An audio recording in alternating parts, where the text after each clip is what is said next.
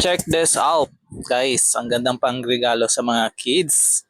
Matutuwa sila dito dahil meron siyang pailaw at gumagalaw yung tenga. Paano ba yung gumagalaw yung tenga? Pipisil lang siya dito. Ayan. Tapos yung switch siya ng ilaw niyan, dito rin po yan siya makikita. Sa mapipindutin nyo dyan. So, pwede siyang steady yung light. Pwede rin po yung nagbi-blink. Ayan. Pwede rin ganyan. Yung hindi mabilis yung blink ng ilaw niya. Or kung gusto nyo po ng steady, ayan. Dito rin sa kabila, ganun din po yan siya. Ayan. So, kung gusto niyo naman pagalawin yung tenga niya, sabay niyo siya pindutin or kabilaan.